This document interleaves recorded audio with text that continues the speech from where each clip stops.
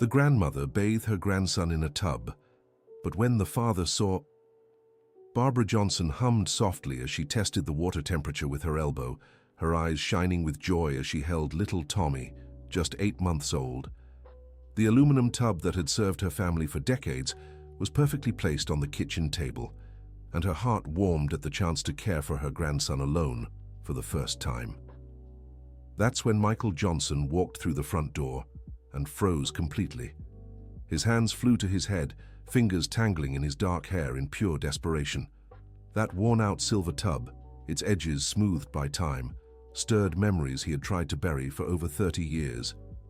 "Mom, for God's sake, get him out of there!" Michael shouted, rushing toward the table. Barbara startled, nearly losing her balance as she held her grandson. The baby, who had been smiling and splashing in the warm water, began crying at his father's sharp tone. "Michael, what's going on?" she asked, confused, trying to soothe Tommy against her chest. "Not that tub, anything but that tub." Michael's words came out ragged as he reached trembling hands for his son. Barbara instinctively stepped back, shielding the baby. Her 68-year-old eyes, which had seen so much in life, welled with tears of confusion. For 40 years, she had bathed babies in that same tub, first her 3 children, then some of her grandchildren when their parents allowed. Nothing had ever happened. "Son, I raised you and your siblings in this tub. What's wrong?" Her voice shook, caught between hurt and worry. Michael moved closer slowly, as if the tub were a bomb about to explode. His hands still trembled as he finally took Tommy from his mother's arms, clutching him desperately to his chest. "Mom, do you remember Charlie?" he whispered, avoiding looking directly at the tub. The name of her youngest son made Barbara freeze. Charles had moved abroad 5 years ago, working as an engineer in England. He was the baby of the family, the mischievous boy who always got into trouble but grew up strong and healthy like the others. "Of course I remember your brother. What kind of question is that?" she replied, wiping her tears with her flowered apron. "The accident, Mom. The accident in the tub." Michael's voice was barely a whisper, heavy with an old pain that had never fully healed. Barbara searched her memory, trying to understand.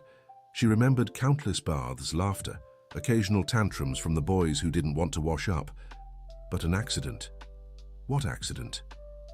"Michael, I don't know what you're talking about," she said, sinking heavily into the kitchen chair. Silence hung between them for long minutes. Michael rocked Tommy automatically. The baby had stopped crying and now watched his father with curious eyes. The tub remained there, the water still warm, like a silent witness to something only Michael seemed to remember clearly. "I was 12, Michael began, his voice distant, as if reliving every detail. "Charlie was 2. You were bathing him, just like now with Tommy." Barbara nodded, a vague memory starting to form. Michael had always been the responsible older brother, the one who watched the boys when she needed to step away. "You left for a minute to grab the towel from the clothesline," Michael continued. "You told me to watch him, but I was playing with my toy cars. I wasn't paying attention." Barbara's heart began to race. A hazy recollection, like a shadow at the back of her mind, began to take shape. When I looked again, Michael's voice broke. Charlie was face down in the water. I don't know how long he stayed like that. The realization hit Barbara like lightning. Now she remembered. She had come back from the laundry room and found Charlie coughing, spitting out water, while Michael screamed in panic. At the time, the scare had passed quickly. The boy cried a little but soon returned to normal. She thought it had just been a harmless slip. "Son, but Charlie was fine. It was just a little scare," she said, trying to calm Michael. "He was fine," Michael laughed bitterly. "Mom, didn't you notice how he changed after that? How he started fearing water? How he took longer than other kids to learn how to swim?" Barbara reflected on her son's words. It was true that Charles had always been more cautious around water, but she had chalked it up to his temperament. Every child was different, after all. "And you, Michael?" she asked softly. "How did you feel after that?" Michael looked at his mother with eyes full of decades of pain. "I've carried this guilt since I was 12. Every night, I dream about that moment. And when you said you were going to bathe Tommy, I thought it would be different, that you'd use the regular bathroom with his little tub." Understanding began to fill Barbara's heart. This son, who had always been overly protective and careful, carried a weight she had never imagined. When I got here and saw that same basin, Michael shook his head, it was like going back in time. I felt the same panic I did as a child. Just then, the front door opened, and Jennifer, Michael's wife, walked in carrying grocery bags. She was a 35-year-old woman with brown hair, always tied in a practical ponytail, and she worked as a teacher at a public school in Pittsburgh. "Hi, honey. Hi, Mrs. Johnson," she greeted, but quickly noticed the tension in the room. Did something happen? Michael was visibly shaken, still holding Tommy too tightly. Barbara's eyes were red from crying. The basin on the table, with still warm water, completed the confusing scene. "Jennifer," Michael turned to his wife, "I specifically asked your mother not to bathe Tommy in the old basin." "But Michael, you didn't explain why," Barbara defended herself, standing up from the chair. "If you had told me about your concerns—" "What concerns?" Jennifer set the bags down and stepped closer to her husband. "Michael, what's going on here?" The explanation came slowly, with Michael recounting the story of the accident and its emotional aftermath, while Jennifer listened with growing attention. She had known her husband for 15 years and knew he was overprotective, but she had never fully understood why. "Honey," Jennifer said gently, "you never told me this." "Because it's hard to talk about," Michael admitted, "and because I knew everyone would say it was just an accident, that it's over, that I need to move on." Barbara stepped closer to her son, reaching out to touch his arm. "Michael, sweetheart, if I had known you were carrying all this, what would you have done?" The question came out harsher than Michael intended. "Told me to forget? That it was nothing?" The tone hurt Barbara deeply. All these years, she had believed she was a good mother, that she had raised her children with love and care. Discovering Michael carried such a deep wound made her question everything. "I would do what I'm doing now," she replied firmly. "Try to understand and help you through it." Jennifer took Tommy from her husband's arms, though Michael hesitated to let go. "Michael, Tommy is fine. He's right here, healthy and safe," she said, rocking their son gently. "This time," Michael murmured. "Dear listener, if you're enjoying the story, please take a moment to like and especially subscribe to the channel.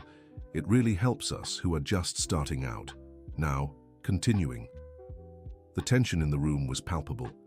Barbara sat down again, her hands trembling slightly as she stared at the basin that had once been a source of so much joy, but had now become a symbol of pain. "Michael," she began calmly, "all these years, do you really believe I've been neglectful toward you?" The question caught Michael off guard.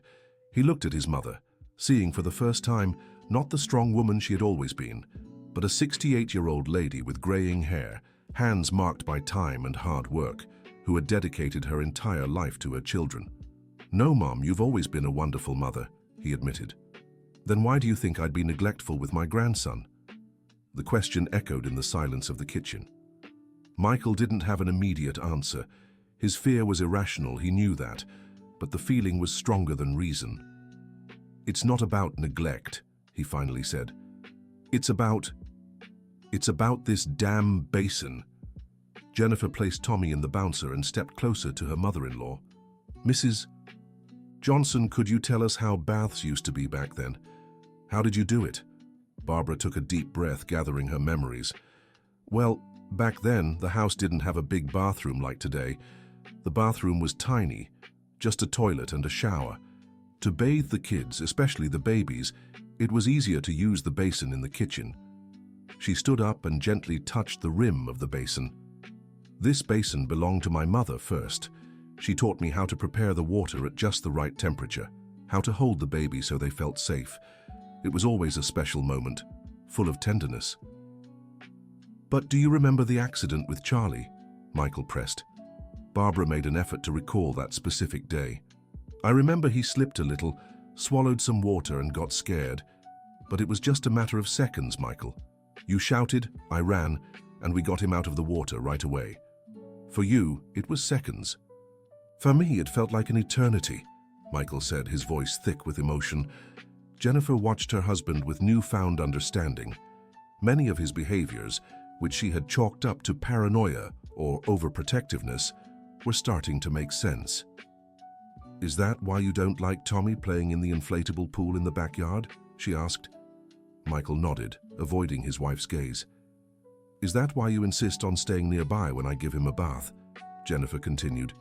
Another confirming nod. "Michael," Barbara said softly, "you were just a 12-year-old boy. The responsibility was never yours." "But you asked me to watch him," Michael countered. "To watch him, not to save his life from a danger I didn't even know existed," Barbara clarified. "If there was any mistake, it was mine for leaving you alone." "There was no mistake," Jennifer interjected. "It was an accident. Accidents happen." Michael rubbed his face, frustration evident. "You don't understand. You don't know what it's like to live with the image of your little brother thrashing in the water, and you can't do anything to help." Silence fell over the kitchen again. Tommy began fussing in the bouncer, signaling he was hungry. "I'll make his bottle," Jennifer said, heading to the fridge. As she warmed the milk, Barbara and Michael remained quiet. The basin between them seemed to have grown, filling the entire kitchen. "Son," Barbara finally broke the silence. "Have you ever talked to Charlie about this?" Michael shook his head. "I never could. Every time he called from England and the conversation turned to childhood, I changed the subject." "Maybe it's time to talk to him," suggested Jennifer, testing the milk's temperature on her wrist. "And say what? That I spent 30 years blaming myself for something that lasted a few seconds?" "Tell him you love him and that you care about him," Barbara replied simply. Michael took Tommy and began feeding him the bottle. The baby drank calmly, oblivious to the emotional turmoil of the adults around him. "When Charlie was a baby," Barbara continued, "he was exactly like Tommy. Curious, clever, always smiling. You used to help take care of him." "I remember," said Michael, a sad smile playing on his lips. "You were a wonderful brother. You still are," Barbara affirmed. "But you turned a difficult moment into a prison for yourself." Jennifer sat beside her husband, watching him feed their son. "Michael, do you think I'd let anyone hurt Tommy?" "Of course not." "Do you think your mother would?" Michael looked at Barbara, then at Jennifer. "No," he admitted quietly. "Then what's really the problem?" Jennifer asked gently. Michael took a long time to answer. The question touched the core of his deepest fears. "The problem is, I don't trust myself," he finally said. "If I failed once—" "You were 12, Barbara exclaimed. "You were a child taking care of another child." "But now I'm the father," Michael said. "It's my responsibility to protect Tommy from everything." "From everything is impossible, son," Barbara said wisely. "Life has risks. We do our best, with love and care, but we can't control everything." Jennifer reached out and touched her husband's arm. "Honey, remember when I was pregnant and you'd stay up all night researching everything that could go wrong?" Michael remembered perfectly. It had been a time of intense anxiety, where every doctor's visit left him more nervous instead of reassured. "The doctor said you had paternal anxiety," Jennifer continued, "but now I understand it was more than that." "It was more than that," Michael confirmed. Barbara stood and went to the sink, starting to empty the basin that had caused all the conflict. "Michael, I respect your fears," she said as she poured out the water, "but I can't let them stop me from being a grandmother." "What do you mean?" Michael asked, alarmed. "You think I don't notice?" Barbara turned to face her son. "You always make excuses not to leave Tommy alone with me. You or Jennifer always have to be nearby." Michael lowered his gaze, knowing his mother was right. "I've spent my entire adult life being a mother," Barbara continued, her voice trembling with emotion. "Raised 3 kids practically alone after your father left us. Worked in other people's homes for years to support you all. And now when I can finally be a grandmother, you treat me like I'm incapable." The words hit Michael like a punch to the gut. He'd never considered his mother's perspective. "Mom, that's not it." "Yes, it is, Michael," Barbara interrupted. "And the worst part is you're passing your anxiety to Tommy. He notices when you get tense." Jennifer watched her husband process his mother's words. She knew Barbara was right. Tommy really did get more restless when Michael was around in certain situations. "What do you want me to do?" Michael asked, genuinely lost. "Get help," Barbara said firmly. "Talk to a professional. Resolve this once and for all." "And in the meantime?" Michael asked. "In the meantime, you'll have to trust me," Barbara replied, "like you trusted me for the first 12 years of your life." Michael finished feeding Tommy and placed him against his shoulder to burp. The baby was relaxed, content, completely unaware of the adult drama. "Jennifer," Michael turned to his wife, "what do you think?" "I think your mother is right," she replied honestly. "You need help dealing with this, and I need you to trust me when I say it's going to be okay." Michael looked around the kitchen, the now clean and dry basin resting on the counter, his mother with red but determined eyes, his wife holding him with an understanding gaze, and his son in his arms, the very reason he lived. "All right," he finally said. "I'll get help." Barbara sighed in relief, but tension still hung in the air. "What about the basin?" she asked. Michael glanced at the object that had haunted his nightmares for so many years. "I don't know if I'm ready," he admitted. "You don't have to be ready today," Jennifer said, "but maybe with time." "Maybe," Michael agreed, though without much conviction. Just then the house phone rang. Barbara answered, and her expression shifted completely during the call. "It was Charlie," she said after hanging up. "He's coming back to the United States next week. He'll be staying a few months for a work project." Michael's stomach twisted. The thought of seeing his brother again, and possibly talking about the accident, made him uneasy. "He said he's excited to meet his nephew," Barbara continued. "How did he find out about Tommy?" Michael asked. "I sent him pictures on my phone," Barbara replied. "But we've never had a long talk. You two drifted apart after he moved away." It was true. Michael had gradually distanced himself from his younger brother, especially after Charles decided to live abroad. Their conversations had been limited to quick greetings on special occasions. "Maybe this is a good opportunity," Jennifer suggested. "For you two to talk, I mean." "Maybe," Michael repeated, but his expression made it clear he'd rather avoid the subject. The afternoon passed tensely. Michael helped Jennifer give Tommy a bath in the plastic tub under Barbara's watchful eye. She didn't say anything, but Michael could feel her silent judgment. Dinner was quiet.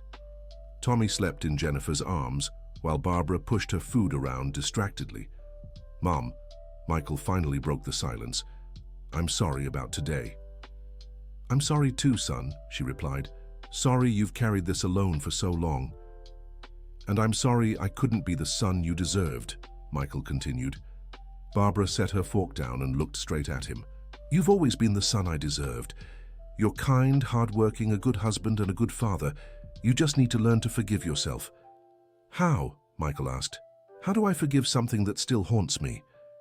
"Start by understanding you were just a child," Barbara answered, "and that Charlie didn't die, wasn't hurt. He grew up strong and healthy."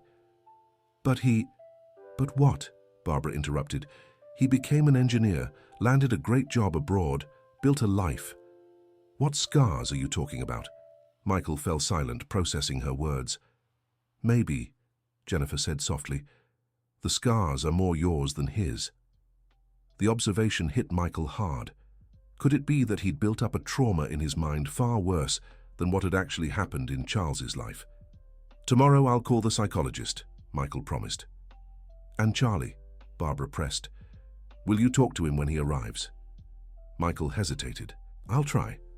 Barbara got up from the table and walked to the sink, where the basin sat upside down, drying.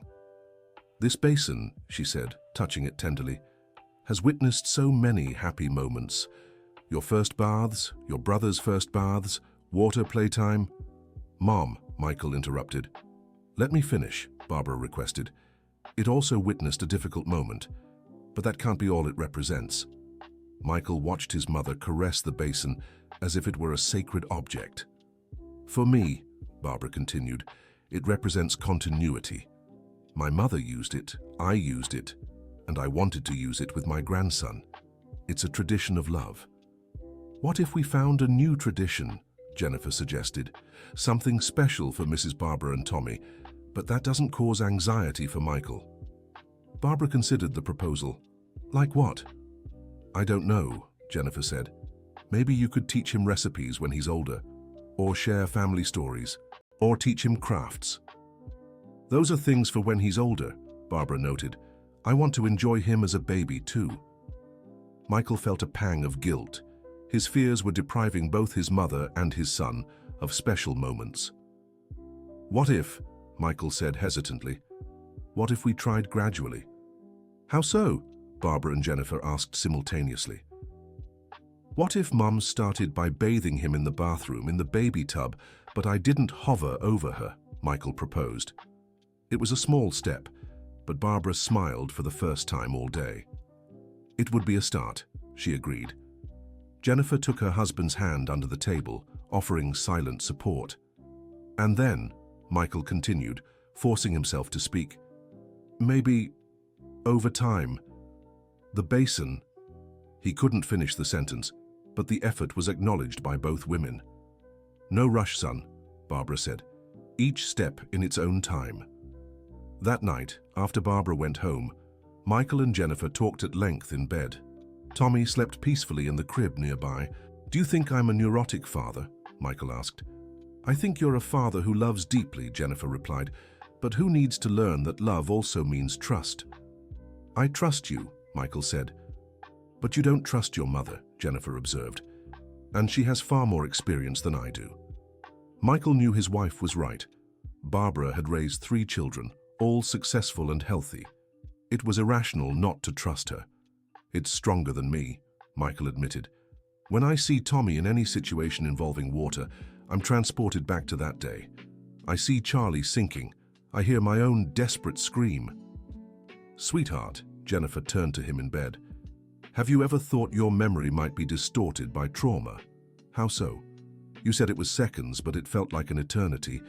Maybe your child's mind turned a scare into something much worse than it really was. Michael had never considered that possibility. You think? I think it's worth exploring with a therapist, Jennifer said, and especially with Charlie. The next morning, Michael called a psychology clinic and scheduled an appointment for the following week. It was an important step, and he felt both nervous and relieved. When he told Barbara, she was moved. I'm proud of you, son. It'll take time, Michael cautioned. Don't expect miracles. I'll wait as long as needed, Barbara replied. Meanwhile, she began spending more time with Tommy, always in the bathroom, always with Jennifer or Michael nearby. They were small steps, but they meant progress. During those days, Barbara noticed how Michael reacted around water. He tensed when she washed dishes with the baby in her arms. If Tommy played with a cup of water in his high chair, Michael stayed on alert. If Jennifer filled the inflatable pool in the backyard, Michael would make excuses so his son wouldn't play in it. One afternoon, while Jennifer was working and Michael had stepped out, Barbara was alone with Tommy for the first time in weeks. She fed him, played with him, sang lullabies.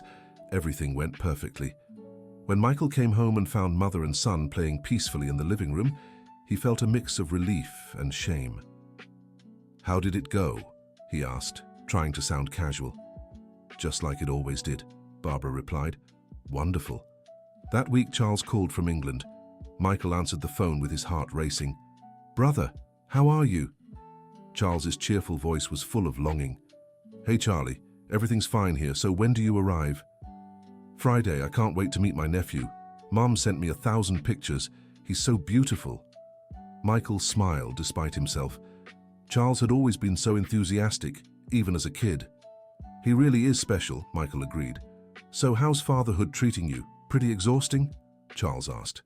It's intense, Michael answered, choosing his words carefully. I can imagine. But you've always been the responsible brother. I'm sure you're an amazing dad. The words echoed in Michael's mind. You've always been the responsible brother. Did Charles remember the accident the same way? Charlie, Michael forced himself to speak. Do you remember our childhood? Of course. Why? Just, in general. What kind of memories do you have? Charles laughed on the other end. The best ones possible. You always looking out for me, Mom making those delicious meals, us playing in the backyard. Why do you ask? Michael hesitated. This wasn't the right time or place for such a serious conversation. Just curious. When you get here, we'll talk more. Deal. Oh, and Michael? Yeah? Thanks for being the best big brother in the world. I know we don't say it much, but I really admire you. Michael was speechless. After hanging up, he sank onto the couch with Tommy in his lap. How could Charles have such positive memories of their childhood, including of Michael himself? If the accident had been so traumatic, shouldn't there be some resentment? Thursday came quickly. Michael had his first appointment with the psychologist, Dr. Sarah Williams. She was a middle-aged woman with a calming presence that immediately put him at ease. "Tell me what brings you here," she asked after the initial introductions. Michael told her the whole story. The childhood accident, the nightmares, the overwhelming anxiety about his son, the conflict with his mother over the Basin. Dr. Sarah listened carefully, interrupting only a few times. "Michael," she said when he finished, "you mentioned you were 12 when this happened." "That's right. And you feel responsible for an accident that occurred when you were a child, supervising another child, in a situation where the responsible adult had momentarily stepped away. Put that way, it sounded even more irrational." "When you say it like that," Michael began. "I'm not minimizing the trauma," the psychologist clarified. "Trauma is real no matter what age it happens to. But it's important to understand the difference between real responsibility and perceived responsibility." "What's the difference?" "Real responsibility would be if you, as an adult, had deliberately neglected a child under your care. Perceived responsibility is when our childlike minds take on guilt that doesn't belong to us." Michael had never thought of it that way. "In all these 30 years, the psychologist continued, have you ever talked to your brother about this?" "No. I could never bring myself to." "Why?" "Afraid of what he'd say. Afraid he'd blame me. And what if he doesn't? What if his memory of it is different from yours?" Michael considered the possibility. "I have a task for you," said Dr. Sarah. "Before our next session, I want you to talk to your brother. It doesn't have to be a deep conversation. Just ask him how he remembers that time from childhood." "And if he confirms it was traumatic?" asked Michael. "Then we'll work through it," she replied. "But it's important you have real information, not just assumptions." Michael left the appointment with mixed feelings. On one hand, it was comforting to speak with someone who understood trauma. On the other, the task made him anxious. On Friday, Charles arrived in the United States. Michael, Jennifer, and Tommy went to pick him up at the airport along with Barbara. When Charles appeared in the arrivals area, Michael was struck by how much his brother had changed. He still had the same infectious smile, but now on a 32-year-old man, tall, tanned, exuding confidence. "Bro!" Charles ran to hug Michael, nearly knocking him over. "Hey, Charlie!" Michael returned the embrace, feeling a wave of emotion. Charles greeted Jennifer warmly and practically melted when he saw Tommy. "My God, what a beautiful child!" he exclaimed, asking to hold his nephew. Michael watched his brother's reaction closely. Charles held Tommy naturally, played with him, made silly faces that made the baby laugh. "He's amazing," said Charles, "and those sharp eyes, just like his dad at that age." "Do you remember what Michael was like as a baby?" Jennifer asked. "Of course. Michael was always serious, even as a little one, but so affectionate," Charles replied, gently rocking Tommy. On the drive home, Charles talked about life in England, his work, the cultural differences. He was lively and talkative, just as Michael remembered. "And you guys?" Charles asked. "How's life here? Mum tells me you've been super protective with Tommy." Michael swallowed hard. Had Barbara mentioned his anxiety to Charles? "It's normal," Jennifer interjected. "First child, first time dad." "I imagine," Charles said, "but you have the best teacher possible." He pointed at Barbara. "This woman raised us with so much love and care." Michael glanced in the rearview mirror and saw Barbara smiling in the back seat. "That's true," he agreed, realizing it really was. Dear listener, if you're enjoying the story, take a moment to like and especially subscribe to the channel. It helps us a lot as we're just starting out. Now, back to the story. At home, while Jennifer prepared lunch and Barbara set up the guest room for Charles, the brothers stayed in the living room with Tommy. Man, Charles said, watching Michael play with his son, you're exactly the dad I imagined you'd be. How so? Attentive, careful, present. Remember when we were little and you always kept an eye on me? Michael's heart raced. Was this the opening for the conversation the psychologist had suggested? Charlie, he began hesitantly, do you remember everything from back then? Most of it, yeah, why? Charles seemed genuinely curious. You don't have, I don't know, bad memories, tough moments? Charles thought for a few seconds. Well, there was that period after Dad left that was rough for everyone. Mom was really sad you got even more serious. But overall, our childhood was happy. And accidents? Do you remember any accidents? Michael forced himself to ask. Accidents? Charles laughed. Dude, I was a super active kid. Always getting hurt, falling, bumping into things. Which one specifically? Michael took a deep breath. It was now or never. The one in the tub, when you were really little and almost drowned. Charles stopped playing with Tommy and looked straight at Michael. Man, I don't remember almost drowning, he said, forehead creased. When was that? The question caught Michael completely off guard. You were about 2 years old. You were taking a bath in Mom's aluminum tub. I was watching you. You slipped. Hold on, Charles interrupted. Are you talking about that day when I drank bath water and started coughing? You remember? Michael asked, his heart in his throat. Sort of. I remember you freaking out, yelling for Mom and her running over. But Michael, Charles paused as if piecing the memory together. I didn't almost drown. I just swallowed some water and got scared by the taste. Michael felt like the ground had vanished beneath his feet. What do you mean you just swallowed water? Dude, I drank bath water because I was curious like any kid. Didn't like the taste, started coughing and spitting. You, being as dramatic as ever, Charles smiled, thought I was dying. But your face was underwater, Michael insisted. For a few seconds maybe, but I wasn't drowning, Michael. I was exploring, you know how kids do. Michael fell silent, processing the information. Michael? Charles leaned forward. You've carried this all these years, thinking you almost killed me? Michael couldn't find the words. Bro, Charles reached out and touched his brother's arm. You saved my life that day. You didn't almost kill me. What do you mean saved? You were paying attention, saw something was wrong and reacted right away. That's exactly what an older brother should do. Michael felt his eyes welling up. But what about the aftermath? Your fear of water? He asked. Charles laughed, a genuine warm sound. What aftermath, man? What fear of water? I surf in England. I loved it when Mom taught me to swim at 5.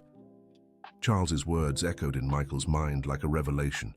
For 30 years, he'd carried guilt based on a twisted version of events. Michael, look at me, Charles said seriously. You want to know the most traumatic event of my childhood? Michael nodded, hesitant. It was when Dad left. That messed me up. But never, not once did I have any trauma tied to you or that day in the tub. I don't get it, Michael murmured. Yes, you do, Charles said patiently. You were a 12-year-old kid who felt responsible for protecting your little brother after Dad walked out.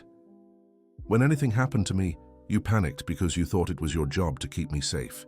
Charles's insight was surprisingly mature and spot on. But you never blamed me? Michael asked. Blamed you for what? For looking after me? For loving me? For being the best brother a kid could have? Michael couldn't hold back the tears. I spent all these years afraid of hurting you again, he confessed. Michael. Charles stood and hugged his brother. You never hurt me. You protected me. You were my hero. The embrace lasted long minutes. Tommy, in Michael's lap, watched with curious eyes as if sensing something important was happening.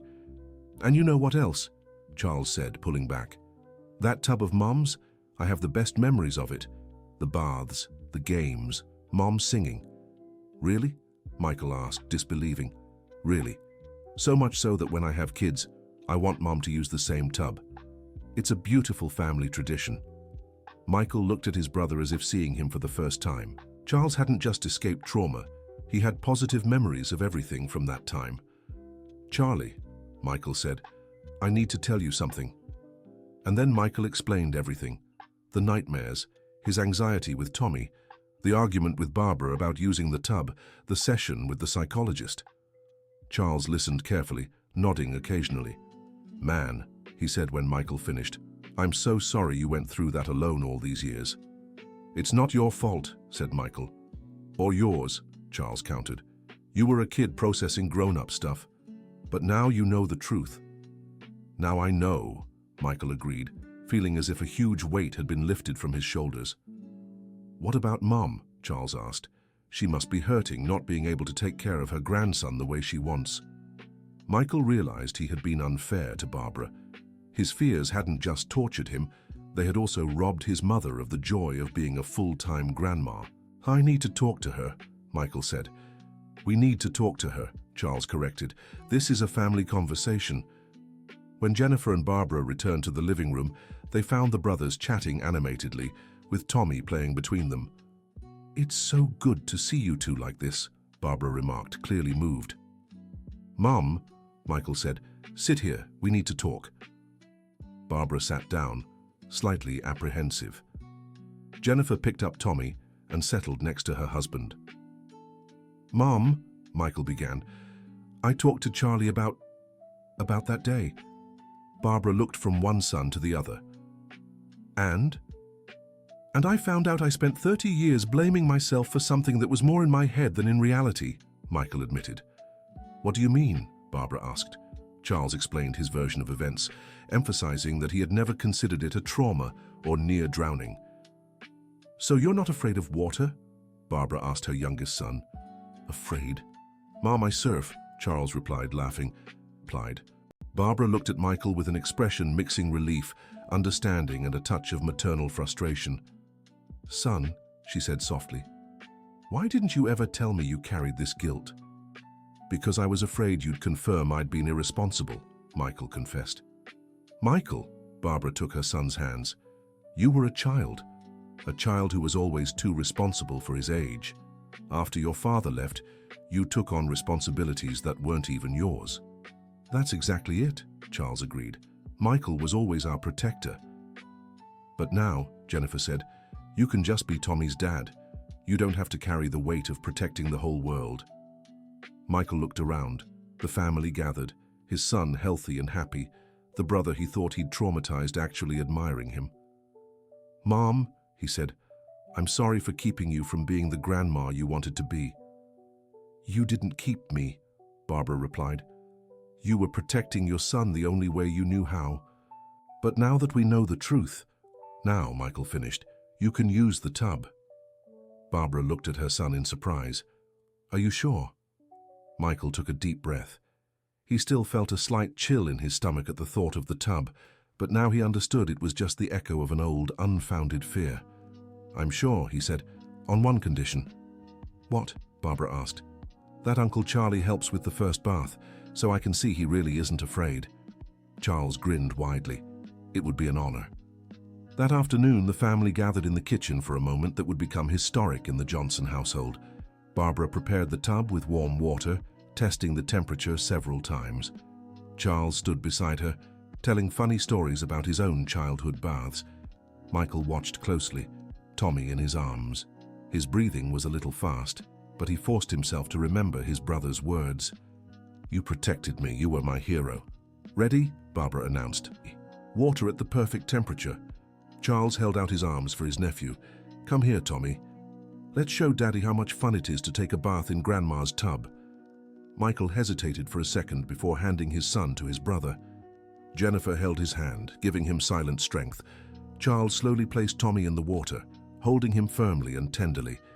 The baby immediately started splashing his little hands in the water, giggling with joy.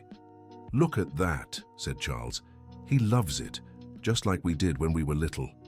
Barbara hummed softly as she poured warm water over her grandson's tiny body. Tommy was clearly having fun, playing with the water and making happy noises. Michael watched everything, his heart still racing, but for the first time in 30 years without panic. He saw his brother healthy and happy, holding his son with care. He saw his mother, experienced and loving, doing what she had always done best, caring for children with tenderness. "Want to hold him?" offered Charles.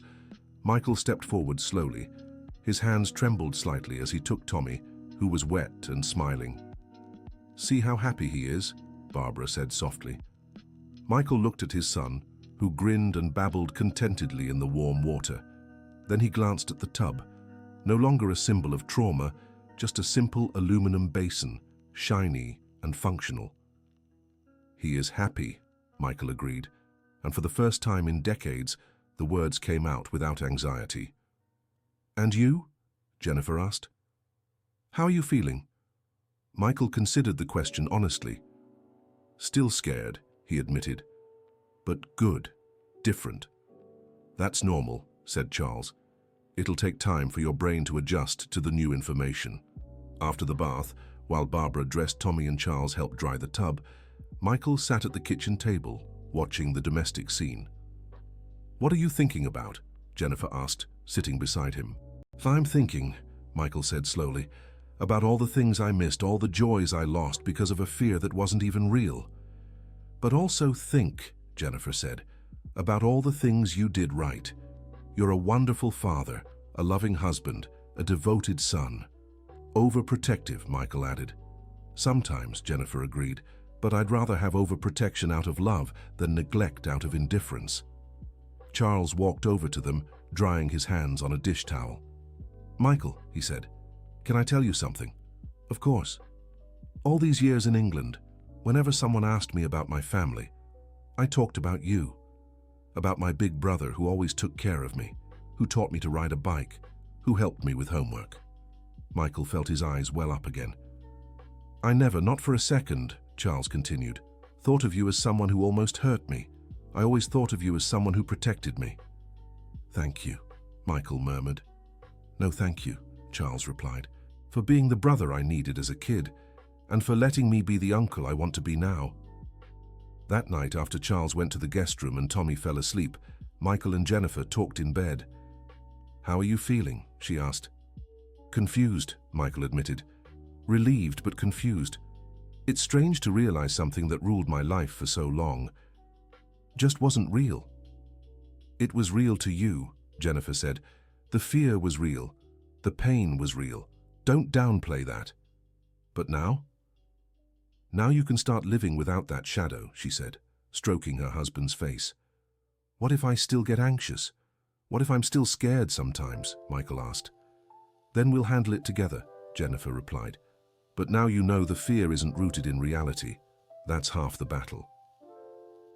In the days that followed, Charles's presence brought a new dynamic to the house. He was naturally affectionate with Tommy, playing with his nephew without hesitation, and his ease with children reassured Michael. One afternoon, as Charles was feeding Tommy a bottle, Michael watched from the kitchen. "He's a natural with babies," Jennifer remarked. "Always has been," said Michael. "Even as a little kid, he wasn't afraid of anything." "And you were always afraid of everything," observed Barbara, who was preparing dinner.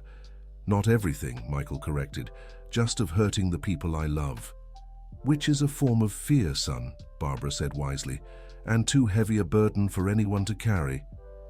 Michael was beginning to realize his conversation with the psychologist the following week would be very different from the first. Now he had real information, not just assumptions based on distorted memories. "Mom," he said, "do you want to give Tommy another bath today?" Barbara stopped peeling potatoes and looked at her son. "Are you sure?" "I am," Michael replied, and this time he was being honest. "But will you stay close?" she asked. "I'll stay close," Michael agreed, "but not to supervise, to learn." "Learn what?" "To trust," Michael said simply. Tommy's second bath in the basin went much more smoothly. Michael stayed in the kitchen but wasn't hovering over the basin. Charles helped Barbara, telling jokes that made the baby laugh. Jennifer watched Michael carefully, looking for signs of anxiety. He was still a little tense but clearly in control. "How are you doing?" she whispered. "Better," Michael replied. "It's still not natural, but it's possible." After the bath, Barbara asked if she could take Tommy to the porch so he could get some air while she dried his hair. Of course, Michael said without hesitation, surprising himself.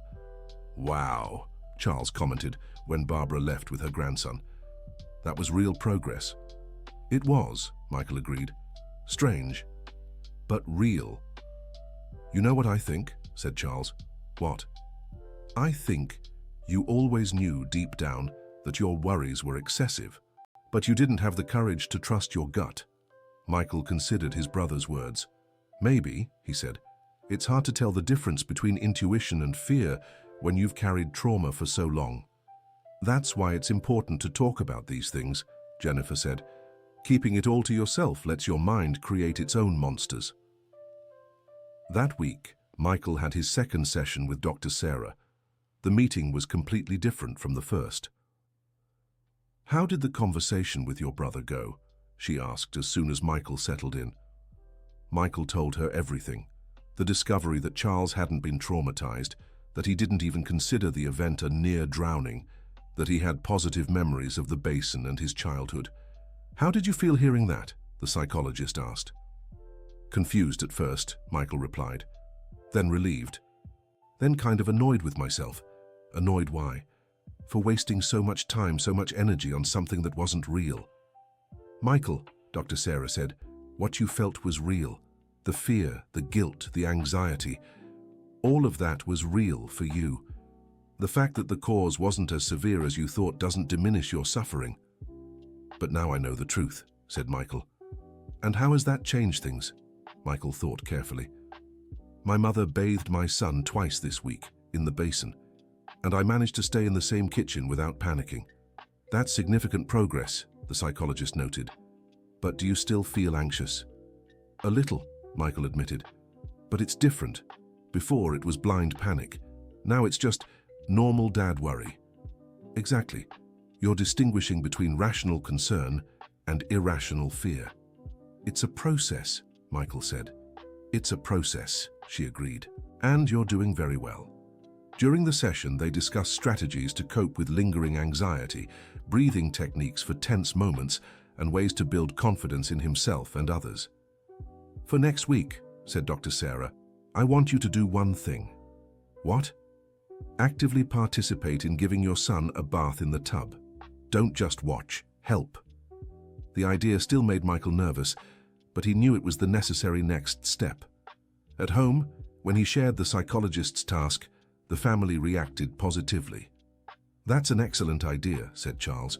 You need to create new memories associated with the tub. I'll help, offered Barbara. I can show you how to hold him in the right position, how to check the water temperature. And I'll film it, said Jennifer, so you can watch later and see how well it went. The next day, they organized the bath like a small family event. Charles stood by for moral support. Jennifer positioned her phone to record, and Barbara prepared everything carefully. Come here, son, said Barbara. Put your hand under mine. Let's hold him together. Michael approached the tub, his heart beating faster. When his hands touched the warm water, a wave of old memories tried to overwhelm him, but he focused on the present. Tommy giggling, his mother's experienced hand guiding his, Charles's encouraging voice in the background. That's it, Barbara said softly. Now pour water slowly over his chest. Michael took the plastic cup and poured warm water over Tommy. The baby splashed his hands in the water, sending droplets everywhere. He loves it, Charles remarked. He really does, Michael agreed. And for the first time, he truly focused on his son's joy instead of his own fears. The bath lasted only a few minutes, but for Michael, it was a milestone. When they lifted Tommy out of the water and wrapped him in a soft towel, he felt like he'd climbed a mountain. How was it? Jennifer asked. Scary, Michael admitted, but good, really good. Barbara hugged her son with tears in her eyes. I'm so proud of you, she said. Thank you, Mom, for everything, for being patient with me, for understanding my fears, for never giving up. I'll never give up on you, Barbara replied. You're my son. That night, Michael watched the video Jennifer had recorded. Seeing himself bathing his son, smiling, relaxed, felt surreal. For so many years, he'd imagined this moment as impossible, and now it was there, documented. "You look like a normal dad," Jennifer commented, watching the video with him. "I feel almost normal," Michael replied. "Almost?" "I still have a way to go," he admitted. "But for the first time in 30 years, I believe it's possible to get there." Over the next week, Michael began taking on more responsibilities with Tommy. He gave him baths alone in the bathroom, took him to play in the inflatable pool in the backyard, and even left him with Barbara for a few hours while handling work matters. Charles watched his brother's changes with admiration. "Man," he said one afternoon, "you're unrecognizable, in a good way." "How so?" "You were always tense, but now there are moments when you seem genuinely relaxed. It's good to see." Michael reflected on his brother's words. It was true. He felt different, not completely free from anxiety, but definitely lighter. "Can I ask you something?" Michael said. "Sure. How did you grow up so balanced? Even with Dad leaving, with all the hardships?" Charles thought for a moment. "I think it was because I had you," he answered honestly. "You took all the pressure, all the responsibility. It let me be a kid." "I don't know if that was good for me," Michael said. "Probably not," Charles agreed, "but it was good for me. And now maybe it's time for you to learn to be a little more childlike too." The observation lingered in Michael's mind. When was the last time he had allowed himself to be carefree? Probably before he was 12, before taking on the role of the family protector. A few days later, an unexpected situation tested Michael's progress. Tommy was playing in his high chair, drinking water from a training cup, when he knocked it over. The water spilled onto the floor and the baby started crying in fright. Michael's first instinct was to panic. Water, a crying baby, household accidents. But this time, he took a deep breath, remembered the techniques the psychologist had taught him, and simply cleaned up the water while comforting his son. "It's okay, sweetheart," he said calmly. "It was just an accident." Jennifer, who had watched the whole scene from the kitchen, was impressed by her husband's reaction. "You didn't even get upset," she remarked. "Oh, I did," Michael corrected, "but I managed to control it." "That's growth," Jennifer said proudly. At his next session with Dr. Sarah, Michael shared all the progress he'd made that week, including the spilled water incident. "How did you feel after handling that situation without panicking?" she asked. "Powerful," Michael answered without hesitation. "For the first time, I felt like a normal dad reacting to a normal accident." "And that's exactly what you are," the psychologist said. "A normal dad who carried an abnormal guilt for far too long." They discussed the progress Michael had made in just a few weeks, and Dr. Sarah was amazed by how quickly things had changed. "Having real information made all the difference," she explained. "Often our fears are fueled by assumptions. When we confront those assumptions with facts, the fear loses its power." "So now what?" Michael asked. "Am I cured?" Dr. Sarah smiled. "Cure is a tricky word in psychology, but you're definitely in a much better place. You might still have moments of anxiety, but now you have the tools to handle them." "What about the sessions?" Michael asked. "We can space them out," she suggested. "How about every other week for a while, then monthly? You can always come back if you need to." Michael left the session feeling optimistic. The work wasn't over, but the worst had passed.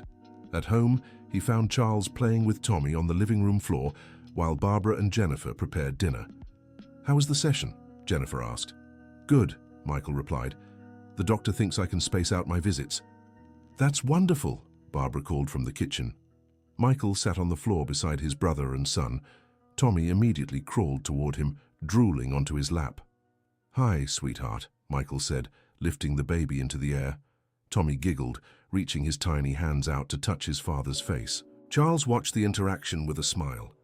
"Remember when you used to do that with me?" he asked. "Do what?" "Lift me up like that. Make me fly. I loved it."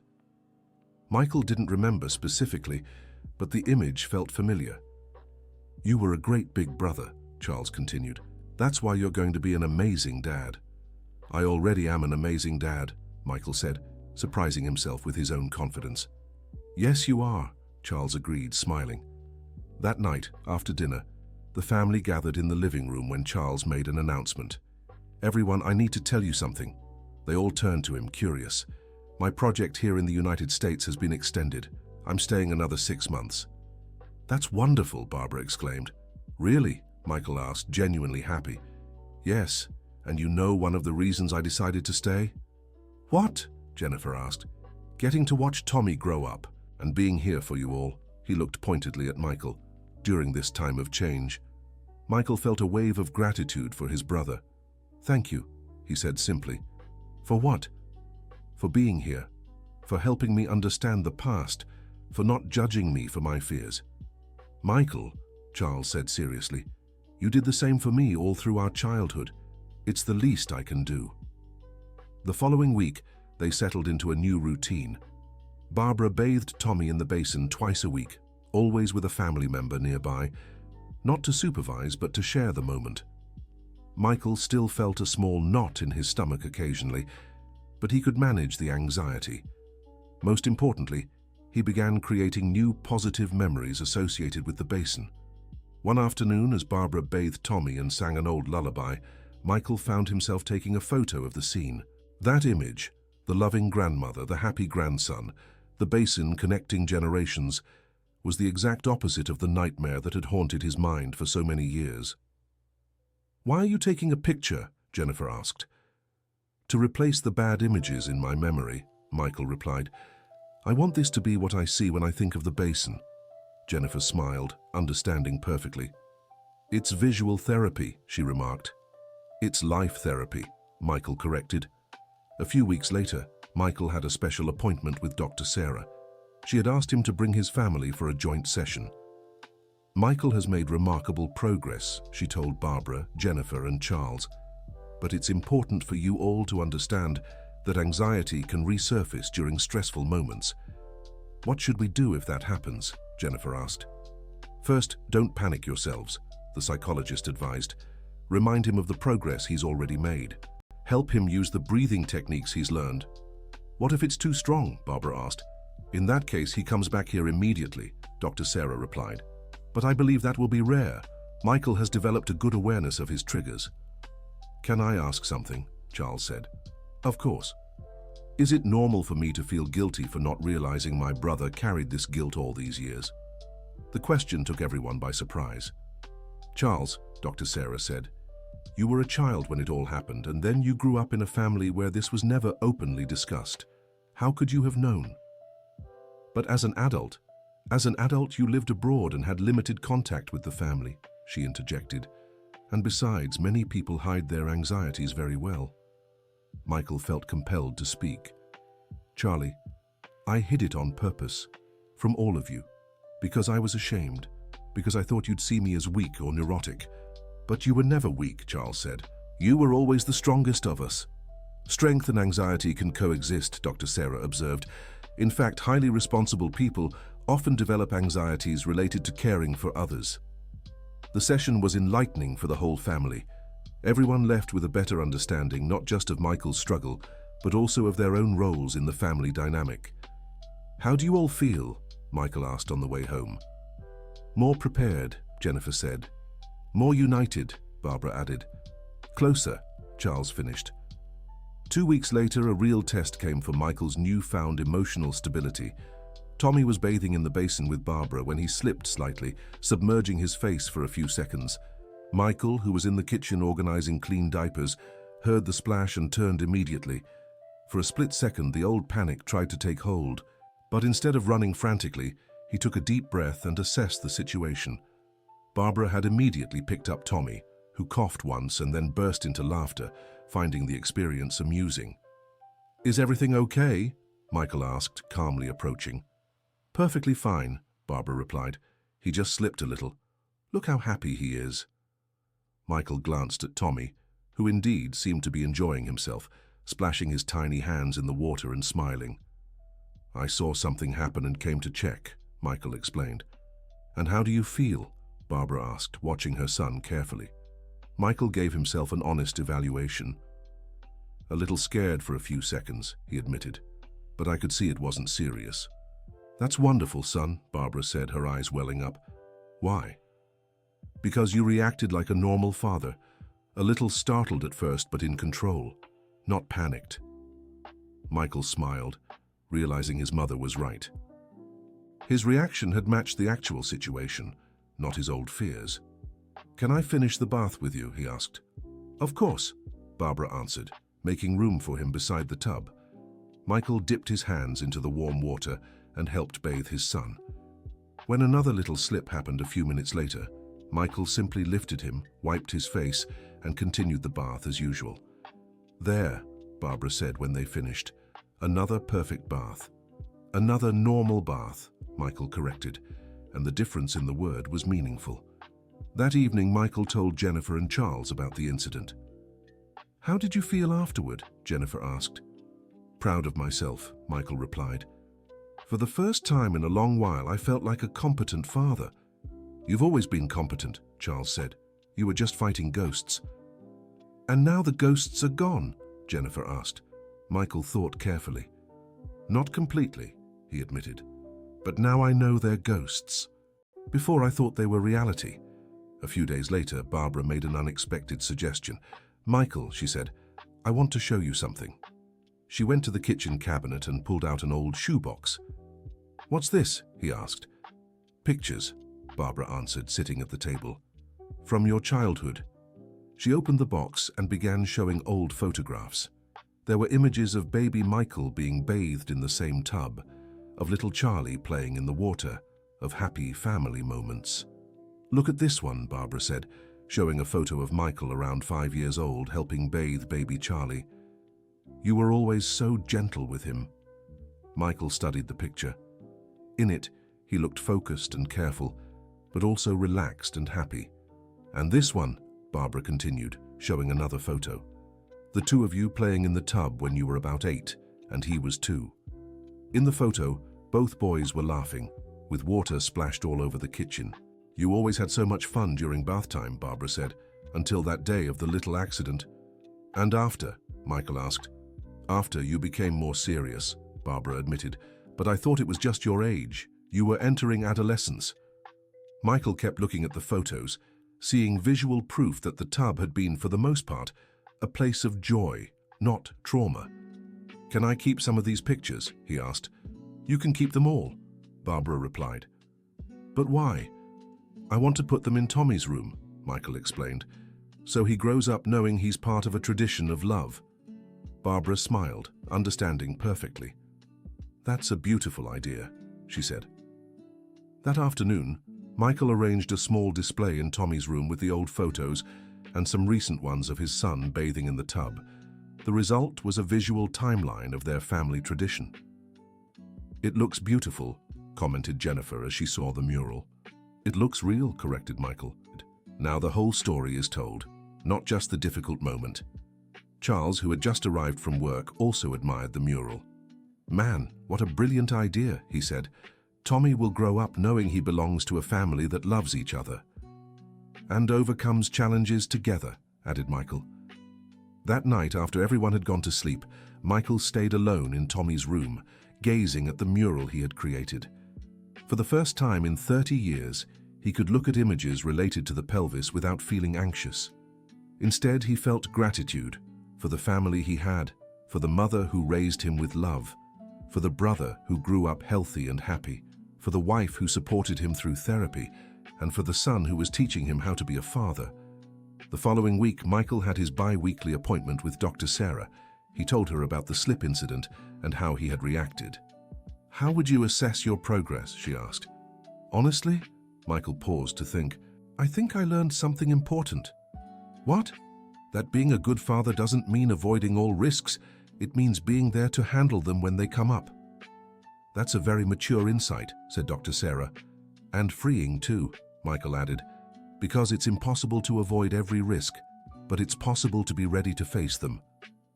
"And how has that changed your relationship with fatherhood?" she asked. "I can relax more," Michael replied. "I can enjoy moments with my son instead of constantly worrying about what could go wrong."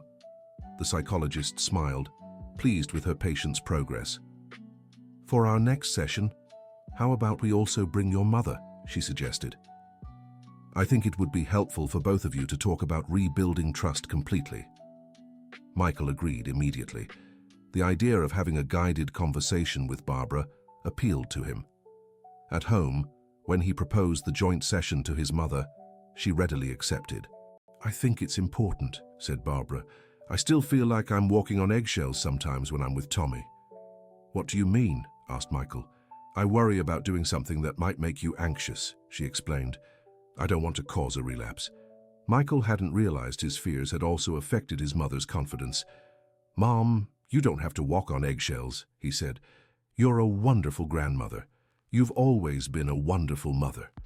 "But what if you get anxious again?" asked Barbara. "If I get anxious again," Michael replied, "I'll handle it. It's not your responsibility to manage my emotions." The conversation was eye-opening for both. Michael realized his anxiety had created ripples that affected the whole family, not just himself. Dear listener, if you're enjoying the story, take a moment to like and especially subscribe to the channel. It really helps us who are just starting out. Now continuing. In the session with Dr. Sarah, mother and son explored their relationship dynamics in depth. "Barbara," said the psychologist, "how did you feel when Michael restricted your access to your grandson?" "Hurt at first," Barbara admitted, "then guilty. I kept wondering if I'd actually done something wrong." "And you, Michael?" asked the psychologist. "How do you feel knowing your restrictions hurt your mother?" "Awful," Michael answered honestly, "but at the time, I thought I was protecting my son." "And now?" "Now I know I was projecting my fears onto a situation that wasn't actually dangerous," said Michael. The session helped them both express feelings they had kept inside and establish a stronger foundation of mutual trust. "Barbara," said Dr. Sarah, "do you feel comfortable taking responsibility for your grandson without constant supervision?" "Physically, yes," replied Barbara. "Emotionally, I'm still hesitant." "What kind of hesitation?" "That Michael might worry if I do something differently than he would," Barbara explained. "And you, Michael?" asked the psychologist. "Do you trust your mother's experience?" "Completely," Michael answered without hesitation. "The problem was never her experience. It was my own insecurity." "Then maybe it's time to show that trust more clearly," suggested Dr. Sarah. On the way home, Michael and Barbara talked about practical ways to fully rebuild trust. "Mum," Michael said, "I want you to feel free to take care of Tommy however you think is best, without my supervision, without my suggestions, without me being there if it's not necessary." "Are you sure?" Barbara asked. "I'm sure," Michael affirmed. "You raised 3 healthy, happy kids. You don't need my approval to care for a grandchild." That afternoon, they put the new dynamic into practice. Michael went out shopping, leaving Tommy alone with Barbara for the first time in months. When he returned 2 hours later, he found grandmother and grandson asleep together on the couch after what had clearly been an afternoon of play and care. "How was it?" Jennifer whispered. "Perfect," Michael answered, watching the scene tenderly. "Exactly how it should be." That night, Barbara was visibly more relaxed. "How did you feel today?" Michael asked. "Like a normal grandmother," she replied, smiling, "for the first time in months." "And I felt like a normal son," Michael said, "trusting my mom to do what she's always known how to do best." In the weeks that followed, the new dynamic solidified. Barbara regained her confidence as a caregiver. Michael felt freer to work and handle other responsibilities, and Tommy benefited from having more loved ones involved in his care. Charles watched the changes with admiration. "Man," he said to Michael one evening, "you have no idea how good it is to see you guys like this." "Like what?" Michael asked. "Functioning like a normal family," Charles explained. "No underlying tension, no one walking on eggshells." Michael reflected on his brother's words. It was true. The house felt lighter, more relaxed. "You were right from the start," Michael said, "about childhood memories being good." "I wasn't right or wrong," Charles corrected. "I was just living my version of our story. You were living yours." "And now?" "Now we're living the same version," Charles said, smiling. A few weeks later, the family received unexpected news. Charles's company had offered him a permanent position in the United States, with the possibility of settling there for good. "What are you going to do?" Michael asked. "I'm still deciding," Charles admitted. "Life in England is good, but..." "But," Jennifer encouraged. But being here these past months has shown me how much I've missed family, Charles confessed, and especially Tommy. Michael was moved by the possibility of having his brother nearby permanently. You'd always be welcome, he said. I know, Charles replied, and that counts in the decision too. A few days later, Charles announced he had accepted the job offer. I'm staying, he said during dinner. I'm moving to the United States for good. Barbara cried with joy, Jennifer clapped, and Michael stood to hug his brother. I'm so glad you're staying, Michael said, emotional. I'm glad we have a real family again, Charles replied. That night, as they put Tommy to bed, Jennifer and Michael talked about how much life had changed. Do you remember how you were just a few months ago? Jennifer asked. Michael remembered it perfectly, anxious, controlling, overwhelmed by irrational fears. It feels like a lifetime ago, he said. And now? She asked. Now I feel present, Michael replied, searching for the right word. Before I was always living in the past or worried about the future. Now I can be here, in this moment. Does it feel good? Jennifer asked. It's liberating, said Michael. The following month, Michael had his final monthly session with Dr. Sarah. They did a full review of his progress. How would you assess where you are now compared to when you first came here? She asked. It's another world, Michael answered. Literally, I'm living in a different reality. A reality closer to the facts, observed the psychologist. And closer to happiness, Michael added. Before, I was so focused on protecting my son that I forgot to enjoy being his father. And now? Now I cherish every moment, every bath, every game, every little discovery he makes. What about the anxiety? Asked Dr. Sarah. It still shows up sometimes, Michael admitted. But it's different. It's a normal father's worry, not irrational panic. And when it does, what do you do? I take a deep breath, remind myself of the facts, talk to Jennifer or my mum. Michael listed. And it passes. The psychologist smiled, satisfied. I think you're ready to be discharged, she said. Discharged? Michael asked, surprised. You've developed the tools you need to manage your anxiety. You can come back if necessary, but I don't think you'll need to, she explained. Michael left the session with mixed feelings. On one hand, he was proud of his progress. On the other, it would feel strange not having that weekly support anymore. At home, when he shared the news about his discharge, the family celebrated. You deserve this, said Barbara, hugging her son. We all deserve this, Michael corrected. All of you helped me get here. A few days later, on an especially warm Saturday afternoon, the family gathered in the backyard. Tommy played in the inflatable pool under the relaxed supervision of the adults. Remember when you wouldn't even let him near the pool? Charles commented. I remember, said Michael, watching his son splash happily. It feels like another life. It was another life, Jennifer said. You were a prisoner of your own fear. And now? Asked Barbara. Michael looked around. The brother he thought he'd traumatized was there, healthy and happy, playing with his nephew. The mother he'd deprived of the joy of being a grandmother was beaming, singing to her grandson. The wife who'd endured his anxiety was relaxed, enjoying an ordinary family day. Now I'm free, Michael said simply.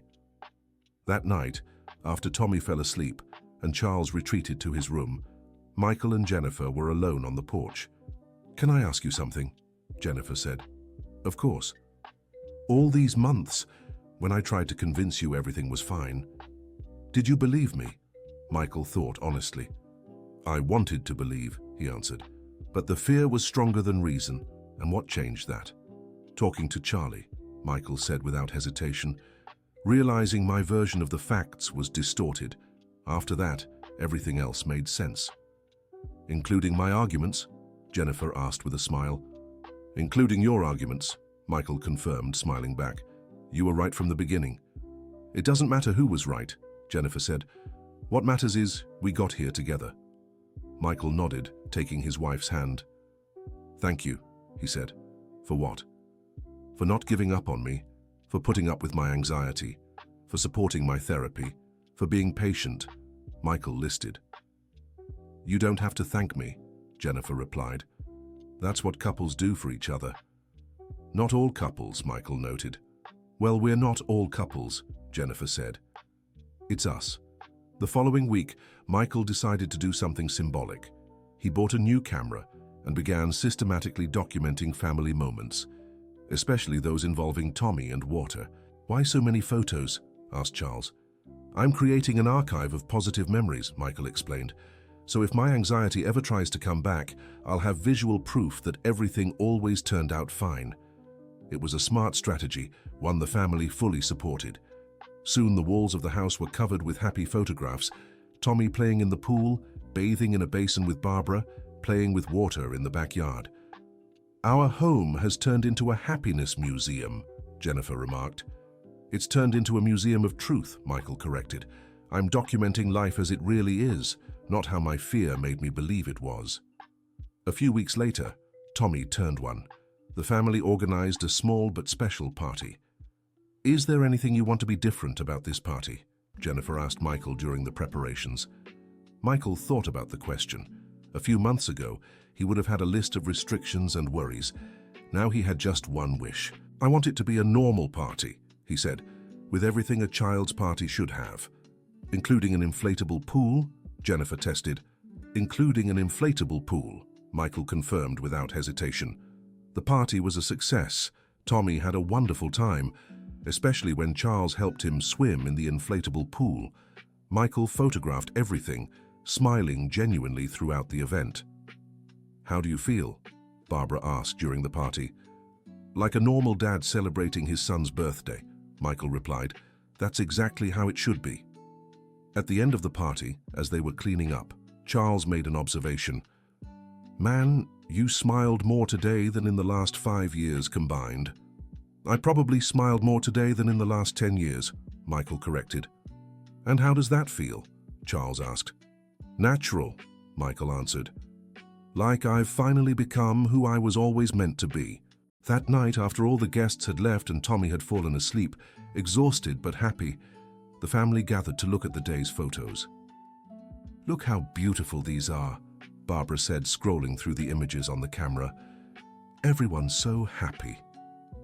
Everyone's so normal, Michael added, and the word carried special weight for him. Normal is underrated, Jennifer commented. You only realize its value when you don't have it. True, Michael agreed. I spent so much time fighting imaginary problems that I almost missed the chance to live real life. A few days later, Michael received an unexpected call from Dr. Sarah. Michael, I hope you don't mind me calling, she said. Of course not, he replied. Is something wrong? Actually, I wanted to make a proposal. I run a support group for parents with anxiety. Would you like to share your experience? The idea of helping other parents going through the same struggle appealed to Michael immediately. It would be an honor, he said. Are you sure? Talking about personal experiences can be emotionally challenging, the psychologist cautioned. I'm sure, Michael affirmed. If my story can help someone, I want to tell it. The following week, Michael attended his first support group meeting. There were 5 other fathers there, all dealing with different forms of parenting-related anxiety. When it was his turn to speak, Michael shared his whole story. The childhood trauma, 30 years of misplaced guilt, how it affected his fatherhood, and finally the discovery of the truth and his recovery. What strikes me most about your story, one of the fathers said after Michael finished, is how a small event can grow so big in our minds, and how the truth can be liberating, added another father. The most important thing, said Michael, is that it's never too late to seek help. I spent 30 years suffering unnecessarily because I was ashamed to admit I needed support. After the meeting, several parents approached Michael to talk individually. Their stories were different, but the pattern was similar: exaggerated fears based on unprocessed experiences or worries. Will you come back? Asked Dr. Sarah. Every week, promised Michael. For now as a participant. Who knows, maybe one day as a facilitator. At home, when he shared his experience with the group, his family was proud. What a beautiful thing, said Barbara, turning your pain into help for others. It's a way to give meaning to everything you've been through, observed Jennifer. And it's a way to keep growing, added Charles. Helping others forces you to maintain your own healthy perspective. Michael agreed with all their remarks. Participating in the group not only helped him maintain his progress, but also gave him a greater purpose. A few months later, Tommy was already walking and saying his first words. He was a happy, curious child, completely comfortable with water, so much so that he started calling the aluminum tub Grandma's tub, always asking for a bath in it when visiting Barbara. "He loves that tub," Charles remarked one afternoon. "He does," agreed Michael, watching his son play happily in the water. "For him, it's just fun. There's no negative emotional weight." "As it should be," said Barbara. "As it always should have been," Michael corrected. That night, while organizing photos from the past few months, Michael found a particularly special one. Tommy in the tub with Barbara, Charles beside them helping, and himself in the background, smiling, relaxed. "This photo sums it all up," he told Jennifer. "How so?" "4 generations connected by love, not fear," Michael explained. "The tub at the center, but as a symbol of continuity and care, not trauma." Jennifer looked at the photo and smiled. "It really is beautiful. We should enlarge it and hang it in the living room." "Let's do it," agreed Michael, "in the place of honor." The next week, the enlarged photo was on the living room wall, clearly visible to any visitor. It was a silent statement that this family had overcome its challenges and found its peace. During one of the support group meetings, Michael shared the story of the photo. "You might not believe it," he said, "but today, that tub that once gave me nightmares is one of the things that brings me the most joy to see." "How is that possible?" asked one of the parents. "Because I changed the narrative," Michael explained. "Instead of focusing on that one difficult moment, I chose to focus on the thousands of good ones. The tub now represents all the love my family has always had, not the fear I created in my head." His answer resonated with many in the group, who began discussing ways to change their own narratives about situations that made them anxious.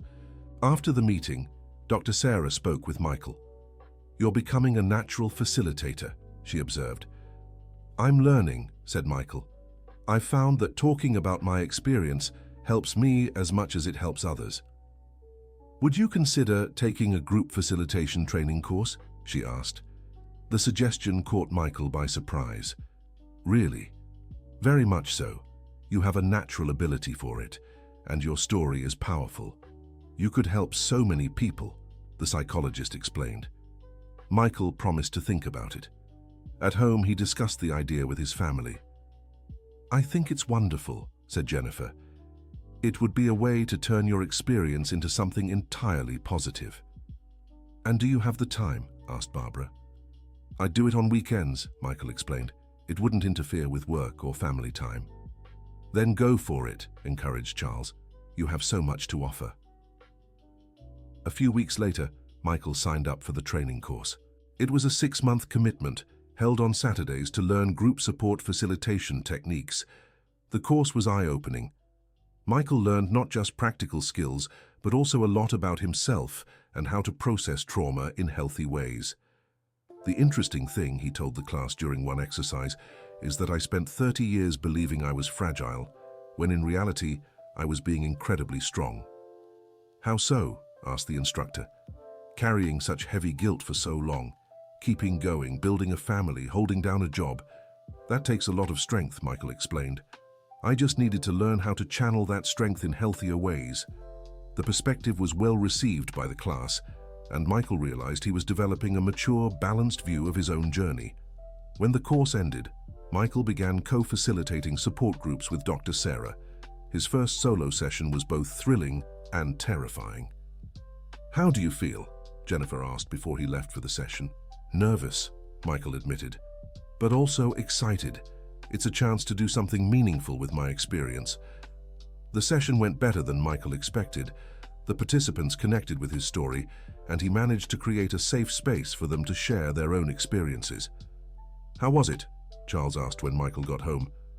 "Amazing," Michael replied, his eyes shining. "Seeing other people start their healing journeys. It's so rewarding." A few months later, Michael was regularly facilitating his own groups. His reputation grew, and he began receiving invitations to speak at public schools and communities about parental anxiety. One afternoon, after a particularly successful talk, Michael came home to find Tommy playing in the backyard with Charles and Barbara. The little boy was nearly 2 now, speaking in full sentences, and had a cheerful, confident personality. "Daddy!" Tommy shouted, running to hug Michael. "Hi, sweetheart," Michael said, scooping him up. "How was your day?" "I played with water," Tommy said excitedly. "Oh yeah, was it fun?" Michael asked. "Super fun." Tommy giggled. Michael glanced at Barbara and Charles, who were smiling as they watched the interaction. "He's just like you were at his age," Barbara remarked. "Brave and curious." "Like me?" Michael asked, surprised. "Exactly like you," Barbara confirmed, "before you took on too much responsibility too soon." The observation made Michael reflect. Was Tommy helping him reconnect with a part of himself he'd lost in childhood? "Maybe," he said aloud. "I'm learning to be a kid again through him." "Maybe," Charles agreed. "That's exactly what you need." That night, as he put Tommy to bed, Michael realized something important. Throughout the entire bedtime routine, bath, dinner, playtime, story, lullaby, he had been completely present, without a single anxious thought. "Jennifer," he said after they left their son's room, "I think I finally did it." "Did what?" "Just being a dad," Michael replied. "No fears, no guilt, no past trauma. Just being in the moment, enjoying my son." "What does that feel like?" Jennifer asked. "It feels like the most natural thing in the world," Michael said. "Like I've finally come home." A few months later, the family received special news. Jennifer was pregnant again. "Another baby," Barbara exclaimed when she found out. "Tommy's going to have a little brother or sister," Charles said, emotional. Michael looked at Jennifer, who was watching him carefully, probably wondering if the news would stir up old anxieties. "How do you feel?" she asked. Michael took an honest assessment of his emotions. "Excited," he said, smiling. "Just excited." "No fears?" Jennifer asked. "No irrational fears," Michael corrected. "I have the normal worries any father would have expecting another child, but nothing exaggerated." "What about the bath issue?" Barbara asked, still a bit hesitant.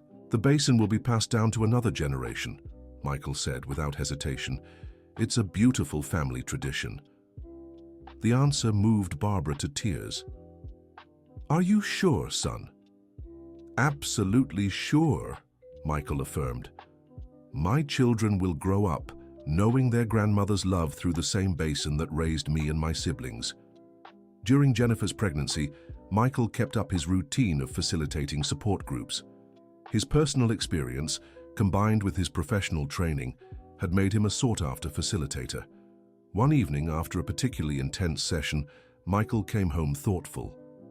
"How was it today?" Jennifer asked. "Hard," Michael admitted. "There was a father going through exactly what I went through. The same guilt, the same fears." "And how did that make you feel?" she asked. "Useful," Michael replied. "Because I could show him there's a way out. That it's possible to break free from those fears. That must be rewarding," Jennifer observed. "It is," Michael agreed, "but it also made me realize how far I've come. Seeing him at the start of his journey reminded me of where I was a few years ago." "And where are you now?" Jennifer asked. Michael thought about the question. "I'm home," he said finally. "Emotionally, spiritually, in every way. I'm home." When their second baby was born, a girl they named Emma, the family was completely prepared. The first time Barbara bathed her in the aluminum basin, the whole family was there, not out of anxiety but celebration. "Another generation," Barbara said, tears in her eyes, as she carefully bathed her granddaughter. "Another love story," Michael added, capturing the moment in a photo.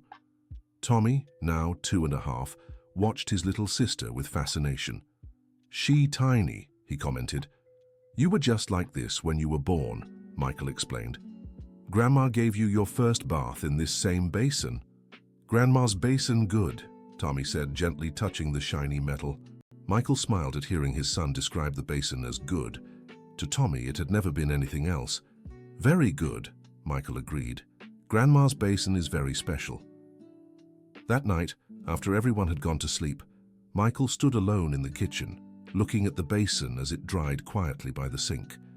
He thought about the whole journey, 30 years of unnecessary guilt, months of anxiety as a new father, discovering the truth through his conversation with Charles, therapy, recovery, and now the chance to help other parents. The basin had been at the center of it all, first as a symbol of trauma, then as an object of fear, and finally as a representation of love and family continuity. "Thank you," Michael whispered to the basin, feeling only slightly silly for talking to an object. But it wasn't just an object, he realized. It was a symbol of everything his family stood for: resilience, love, the ability to overcome hardship, and most of all, the strength of connections across generations. Jennifer appeared in the kitchen, carrying Emma, who had woken up for a feeding. "What are you doing here?" she asked softly. "Just thinking," Michael replied, "about how much has changed." "For the better?" Jennifer asked. "For much better," Michael confirmed. "For incredibly better." He stepped closer to his wife and daughter, embracing them both gently. "You know what amazes me the most?" he said. "What?" "How something that almost destroyed my peace of mind ended up becoming one of the greatest sources of joy in my life." Jennifer looked at the basin, then at her husband. "I think that's the definition of growth," she said, "turning wounds into wisdom." "And fears into strength," added Michael. The following month, Michael received a special invitation. A local university wanted him to speak to psychology students about overcoming trauma in fatherhood. "It's a great opportunity," said Charles when Michael told him about the invitation. "And a little scary," admitted Michael. "Why?" asked Barbara. "Because it'll be the first time I tell my story to people who aren't going through the same problem," he explained. "Will it even make sense to them?" "Your story makes sense to anyone who's ever carried unnecessary guilt," said Jennifer, "and that includes almost everyone." Michael decided to accept the invitation. The talk was scheduled for a month later, giving him time to prepare a proper presentation. Over the next few weeks, he worked on developing his speech, organizing his experience in a way that could be useful for future psychologists. "What do you want them to learn?" asked Jennifer, as he prepared the material. "That trauma can be based on distorted perceptions," said Michael, "and that seeking the truth, even when it's scary, can be liberating." "What else?" she encouraged. "That it's never too late to ask for help, and that family can be both part of the problem and part of the solution," he added. The night before the talk, Michael was nervous. It was one thing to speak to parents going through similar situations, but a completely different thing to address academics. "You'll do great," said Charles. "Your story is powerful because it's real. And because you learned something valuable from it," added Barbara. "What do you think is the most important part of my story?" asked Michael. "The part where you realized you spent 30 years fighting ghosts," said Charles. "The part where you learned to trust again," said Jennifer. "The part where you turned suffering into purpose," said Barbara. Michael realized all these perspectives were valid and important. The talk was a success. The students were deeply engaged with his story, asked thoughtful questions, and several approached him afterward to thank him. "Professor," one student said, "your story made me reflect on my own tendency to take on guilt that isn't mine."